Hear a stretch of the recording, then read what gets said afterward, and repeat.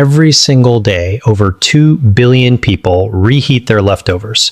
They assume that if food is heated thoroughly enough, it is automatically safe to eat. That assumption is costing lives. Here is a number I want you to remember: 1 in 6. That is the proportion of all cancer cases worldwide that researchers now associate with dietary factors, including the way food is stored, reheated, and consumed. According to data published in the journal CA, a cancer journal for clinicians, poor dietary habits are the second leading modifiable risk factor for cancer worldwide, ranking just behind tobacco use. Yet almost no one is talking about what happens to certain foods at the molecular level when they are reheated for a second time, whether in the microwave or on the stovetop. The chemical reactions that take place are completely silent. You cannot see them, you cannot smell them, but they are happening inside your food and then inside your body. My name is Dr. William. I've spent more than 15 years studying nutritional biochemistry and the relationship between food science and preventive oncology. Today, I'm going to show you 4 foods that you are almost certainly reheating. Foods that are probably sitting in your refrigerator right now, which undergo documented, scientifically verified chemical transformations when reheated. Transformations that carry a measurable cancer risk. Stay with me until the end of this video, because the 4th food on this list is one that almost every health-conscious person believes is completely safe. That belief, however, is dangerously mistaken. Before we go any further, I want you to understand something important. This is not about a minor inconvenience. This is not about an upset stomach or temporary food poisoning. What we are discussing is the slow, cumulative buildup of carcinogenic compounds inside your body over months and years. The kind of silent damage that often goes unnoticed until it becomes extremely difficult to reverse. Cancer rarely develops overnight. It is a gradual process, a slow progression. The building blocks of that process, free radicals, advanced glycation end products, nitrosamines, and lipid peroxidation byproducts, often enter your body not through cigarette smoke or industrial pollution, but through your own kitchen. The World Health Organization has classified several compounds formed during the reheating of certain foods as Group 1 or Group 2A carcinogens. Group 1 means there is conclusive evidence that the substance causes cancer in humans. Group 2A means it is probably carcinogenic to humans.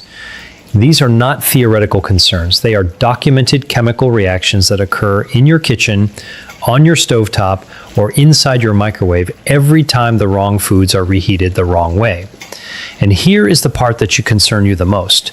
The people at greatest risk are not those with unusual eating habits. They are ordinary people who believe they are making healthy food choices, lean proteins, cooked vegetables, rice, and eggs.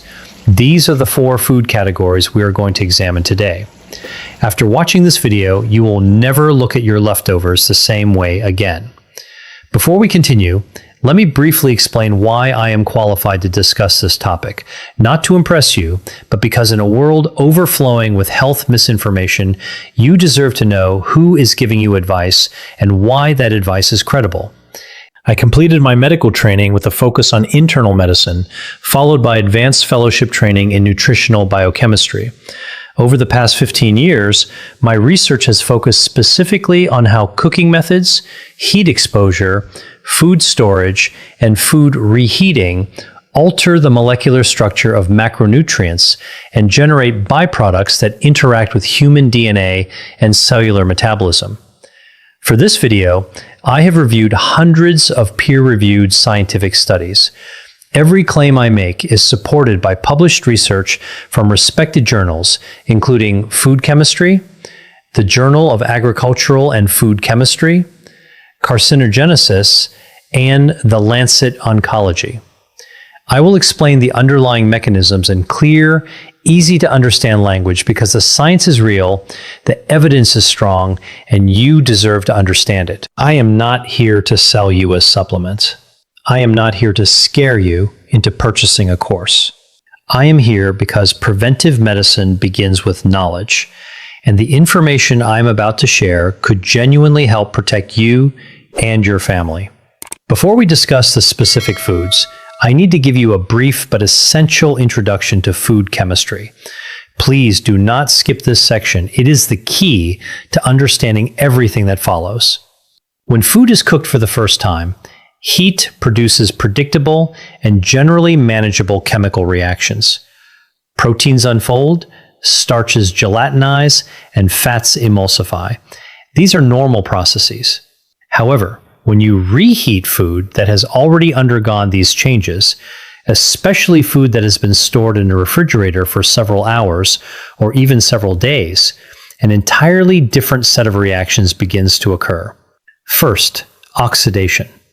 Fats and proteins that have been exposed to oxygen during storage become chemically unstable.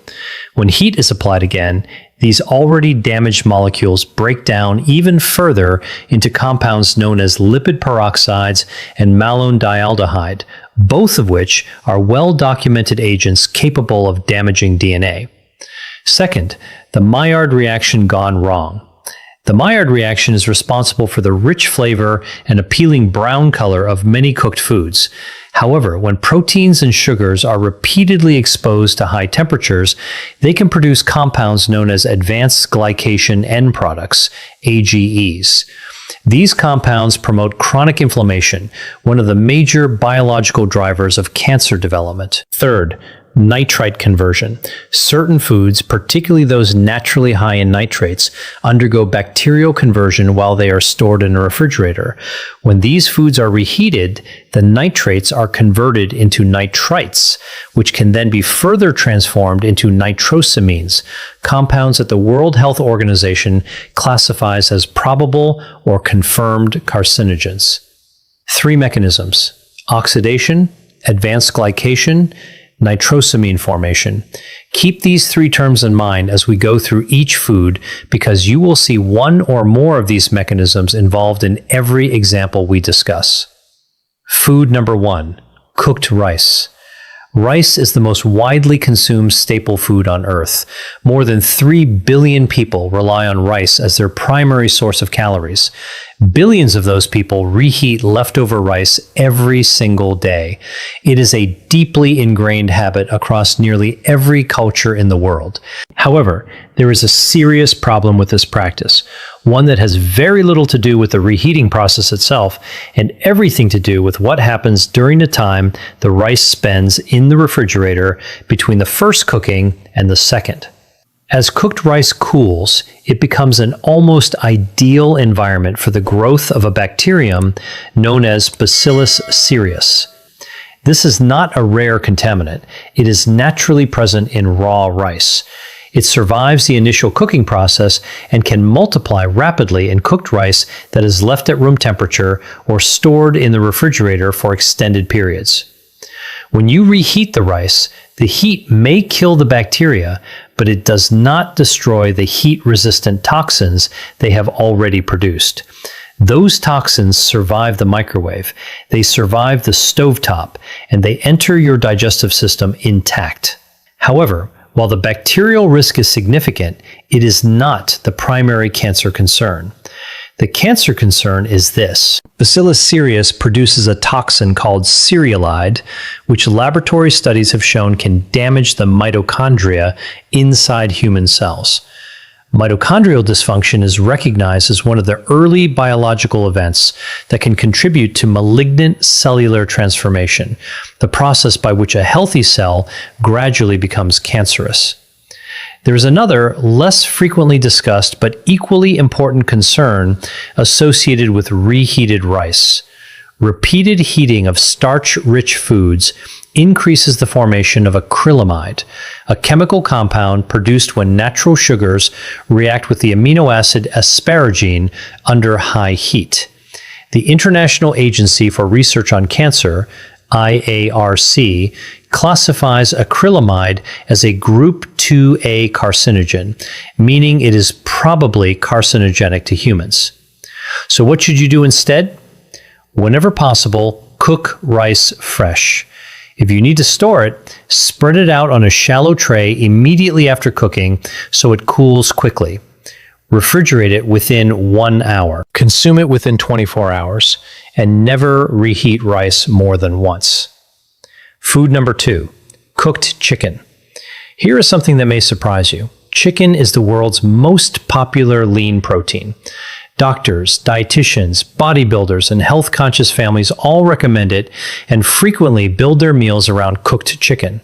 And when leftover chicken ends up in the refrigerator, almost everyone reheats it. This is where the problem begins. When proteins, particularly those found in animal muscle tissue, are exposed to high temperatures for a second time, they undergo a process known as protein oxidation. One consequence of this process is the formation of compounds called heterocyclic amines, HCAs. HCAs are not a controversial topic in nutrition science. They are among the most extensively researched dietary carcinogens in the scientific literature. Once HCAs enter the body, liver enzymes metabolize them into highly reactive compounds that can bind directly to DNA. This interaction with DNA can produce genetic mutations. Mutations affecting critical genes, especially tumor suppressor genes, represent one of the primary mechanisms through which cancer begins. A landmark study published in Carcinogenesis found that individuals who frequently consumed well-done or reheated poultry had a statistically significant increase in the risk of colorectal cancer. A separate analysis conducted by the Harvard T.H. Chan School of Public Health found that frequent consumption of reheated, processed chicken was associated with an increased risk of pancreatic cancer, one of the deadliest forms of cancer, with a 5-year survival rate of only 11%. Foods number 3 and 4 are the ones most people misunderstand. Food number 3 primarily affects people who take pride in maintaining a clean, healthy diet. Food number 4 is something that nutritionists and physicians routinely recommend eating, yet the risks associated with reheating it remain almost completely unknown to the general public.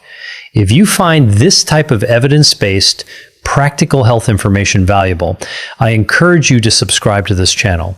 I publish one new video every week, and each one follows the same approach as this video. Peer-reviewed scientific research translated into practical information that you can actually apply. No hype, no supplements, no hidden agenda, just the science and what it means for your health. Food number 3. Spinach and other nitrate-rich leafy greens. Spinach is arguably one of the most celebrated vegetables in healthy eating. It is rich in iron, folate, magnesium, and powerful antioxidants. Nutritionists, oncologists, and cardiologists consistently recommend eating more spinach, and they are absolutely right when it is eaten fresh or cooked once and consumed immediately. The problem arises when spinach is stored and then reheated. Spinach, along with celery, beets, lettuce, and Swiss chard, is among the richest dietary sources of naturally occurring nitrates. In their natural form, these nitrates are beneficial. They help support cardiovascular health and contribute to healthy blood pressure regulation. However, once cooked spinach is refrigerated, naturally occurring bacteria on the surface of the leaves begin converting those nitrates into nitrites. This is the same chemical conversion that occurs in cured meats. It is also one of the reasons the World Health Organization classified processed meat as a Group 1 carcinogen in 2015. When spinach that has been refrigerated for 24 hours or longer is reheated, you are applying heat to a vegetable that has already undergone substantial nitrate to nitrite conversion. Under heat, those nitrites can react with amino acids present in the spinach and later in your stomach to produce nitrosamines. Nitrosamines are among the most potent dietary carcinogens identified by modern science. Animal studies have shown that they can induce cancer at remarkably low doses. In addition, Epidemiological research consistently associates high nitrosamine exposure with an increased risk of gastric, esophageal, and colorectal cancers. This is not a hypothetical concern created for this video. The European Food Safety Authority, EFSA, has issued formal guidance regarding dietary exposure to nitrates and nitrites from vegetables, specifically warning about the potential risks associated with reheating nitrate-rich vegetables after they have been stored following cooking. The irony is devastating. One of the healthiest foods on earth can become a source of carcinogenic compounds simply because of a storage and reheating habit practiced every week by millions of health-conscious people. So, what should you do instead? Cook spinach and other leafy greens fresh whenever possible. Eat them immediately after cooking. If you have leftovers, consume them cold within a few hours. Do not refrigerate cooked spinach with the intention of reheating it later.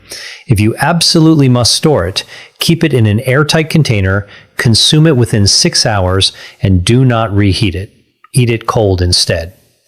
Food number 4, eggs. I told you the fourth food would surprise you. Here it is, eggs. Eggs are among the most nutritionally complete foods available. They contain all 9 essential amino acids. They are an excellent source of choline, an essential nutrient that supports brain function. They provide significant amounts of selenium, an important mineral involved in antioxidant defense, and they also contain lutein and zeaxanthin, 2 antioxidants that help protect both eye health and cellular health. By almost every nutritional standard, eggs are one of the healthiest foods you can eat. However, reheating eggs, especially scrambled eggs or hard-boiled eggs, creates a specific and often overlooked chemical problem that very few people discuss. Eggs contain approximately 13% fat, with most of that fat concentrated in the yolk. When an egg is cooked for the first time, the fats in the yolk undergo an initial stage of oxidation.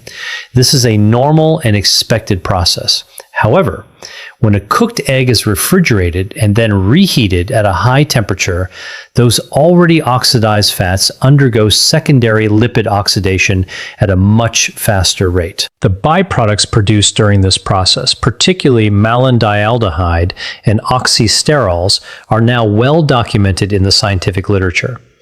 Oxysterols in particular have attracted considerable scientific attention over the past decade. These compounds are oxidized forms of cholesterol that develop specifically when foods containing cholesterol are repeatedly heated. A comprehensive review published in the journal Food and Chemical Toxicology concluded that oxysterols possess pro-atherogenic, pro-inflammatory, and most importantly, cytotoxic and genotoxic effects on human cells. Genotoxic, that word is extremely important. It means toxic to the genetic material inside your cells, your DNA. By definition, genotoxic compounds are considered potential carcinogens because they can produce DNA strand breaks and genetic mutations that initiate the chain of events leading to cancer. There is another concern associated with reheated eggs. When cooked egg proteins are exposed to excessive heat for a second time, particularly during rapid microwave reheating, they undergo additional protein denaturation. These proteins form abnormal cross-links that make them more difficult for your digestive system to break down. Even more importantly, some research suggests that the sulfur-containing amino acids naturally present in eggs, cysteine and methionine, can degrade during repeated heating. The degradation products formed from these amino acids may contribute to oxidative stress within the lining of the digestive tract. Oxidative stress affecting the intestinal lining is not a minor issue. Persistent oxidative stress in the gastrointestinal mucosa is considered one of the major proposed mechanisms involved in the development of colorectal cancer, the third most common cancer worldwide, responsible for nearly 1 million deaths every year. So, what should you do instead? Eggs are best eaten immediately after they are cooked. If you prepare eggs in advance, store hard-boiled eggs with their shells still on and eat them cold. Avoid reheating scrambled eggs or omelets in the microwave.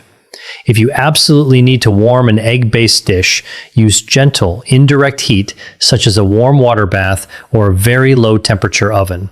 Never heat egg dishes to temperatures exceeding 165 degrees Fahrenheit. I want to be honest with you about something. When I first began reviewing the scientific research on reheated foods, when I carefully read the literature on nitrosamine formation, heterocyclic amines, and oxysterols, my first reaction was not fear. It was frustration. Frustration because this information is not hidden. It has been published in peer-reviewed scientific journals. It appears in official guidance from the European Food Safety Authority, the World Health Organization, and numerous public health agencies around the world. Yet somehow, it almost never reaches the dinner table. It is rarely communicated in a way that is clear, practical, and easy for ordinary people to apply in their daily lives. Billions of people make decisions about reheating food every day, not because they are careless, but because they simply have never been given this information. There are children eating reheated rice, spinach, and eggs in their school lunches 5 days a week. There are older adults with weakened immune systems reheating leftover chicken in the microwave simply because they live alone and it is convenient. There are fitness enthusiasts eating reheated, high-protein meal prep containers every day, convinced they are maximizing their health, completely unaware that the chemical composition of their food has changed significantly since it was originally prepared. None of these people are doing anything wrong. They simply do not know. Now you do. That is the purpose of this channel. That is the purpose of this video. Not to make you afraid of food, but to provide you with practical, evidence-based knowledge that allows you to make smarter, healthier decisions. To help close the gap between what modern science has already discovered and what the general public actually knows. So, let us bring everything together. 4 foods, 4 different biological mechanisms, 1 clear conclusion. Food matters. Food number 1, rice. Reheating cooked rice can reactivate heat-stable bacterial toxins produced by Bacillus cereus and also promote the formation of acrylamide through the reaction of natural sugars with amino acids during repeated heating. Mechanism: bacterial toxin activity and acrylamide formation. Potential cancer connection: mitochondrial dysfunction and exposure to a group 2A probable carcinogen. Food number 2, chicken. Reheating cooked chicken at high temperatures promotes the formation of heterocyclic amines, HCAs, through protein oxidation, while also increasing lipid oxidation byproducts such as malondialdehyde and 4-hydroxynonenal. Mechanism: protein oxidation and lipid oxidation.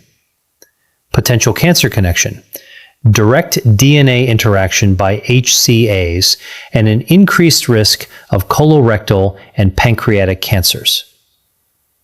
Food number 3, spinach and other leafy greens. During refrigeration, bacterial activity converts naturally occurring nitrates into nitrites. When these vegetables are reheated, the nitrites can react to form nitrosamines. Mechanism: nitrate to nitrite to nitrosamine conversion.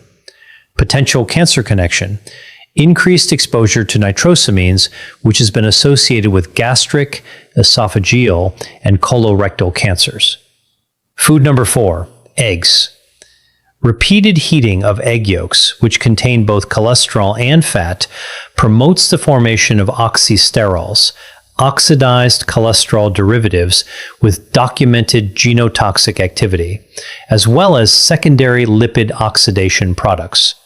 Mechanism: cholesterol oxidation and secondary lipid oxidation. Potential cancer connection: DNA damage, oxidative stress affecting the intestinal lining, and an increased risk of colorectal cancer. 3 fundamental biochemical mechanisms appear repeatedly across 4 of the most commonly reheated foods in the world. Nitrosamine formation. lipid and protein oxidation, activation of bacterial toxins. This is not fear-mongering. It is food biochemistry that has been repeatedly, consistently, and rigorously investigated in the scientific literature. Now, let me tell you exactly what I want you to do with this information. These are practical, straightforward steps that require no special equipment, no supplements, and no drastic lifestyle changes.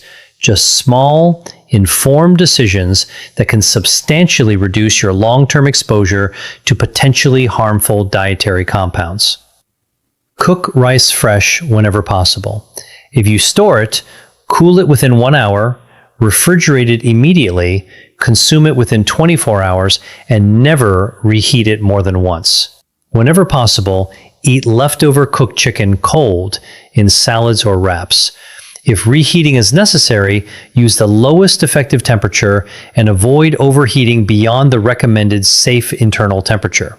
Do not reheat cooked spinach, Swiss chard, beet greens, or celery. Eat them cold or prepare them fresh instead. Store cooked leafy greens for no longer than 6 hours before consuming them cold. Cook eggs fresh whenever possible. If you prepare hard-boiled eggs in advance, store them unpeeled and eat them cold.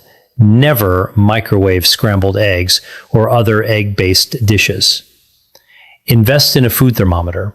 Gentle reheating below 165 degrees Fahrenheit or 74.4 degrees Celsius can significantly reduce the formation of many of the compounds discussed in this video compared with high-temperature cooking methods. Avoid reheating any food more than once. One cooking, one reheating, maximum. After that, discard the leftovers. Whenever possible, use a low-temperature oven instead of a microwave when reheating protein-rich foods. Microwave ovens can create uneven, localized hotspots that may accelerate oxidation reactions. Plan your meal portions carefully so that you produce fewer leftovers in the first place. That is the single most effective behavioral change you can make.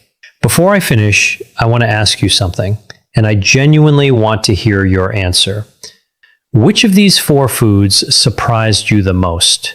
Was it rice, the food almost everyone reheats without giving it a second thought? Was it chicken, the protein that millions of people preparing healthy meals consider the gold standard? Was it spinach, the vegetable that virtually every health expert encourages you to eat more often? Or was it eggs? Let me know in the comments below. And if there is a specific food you would like me to investigate in a future video, something you eat regularly or frequently reheat, leave that in the comments as well. I read every single comment. Your questions help shape the research and future videos on this channel. Before we finish, there is one final message I want to leave you with. Think about someone in your life who reheats leftovers without giving it much thought. Perhaps it is a parent, a brother or sister, a college student living on meal prep chicken and rice, a spouse who has been reheating leftover spinach throughout the week, or someone who microwaves scrambled eggs every morning because they prepared a large batch on Sunday. They do not know what you know now, and you can change that in less than 10 seconds simply by sharing this video with them. Not to frighten them, not to lecture them, simply to give them the same information that you now have, because they deserve the opportunity to make informed decisions about their health just as much as you do. The research is real, the potential risks are real, and the solutions are remarkably simple. Share this video because preventing cancer is not only a personal responsibility, it is also something we can help one another achieve. As always, I want to end with an important clarification. Everything presented in this video is intended for educational and informational purposes only. It is not intended to serve as personal medical advice, a medical diagnosis, or treatment recommendation. The scientific evidence discussed in this presentation reflects findings published in peer-reviewed medical and scientific literature available at the time this video was produced. Food science continues to evolve rapidly, and recommendations may change as new, high-quality evidence becomes available. I strongly encourage you to consult your own physician, registered dietitian, or another qualified healthcare professional before making significant changes to your diet, particularly if you have an existing medical condition.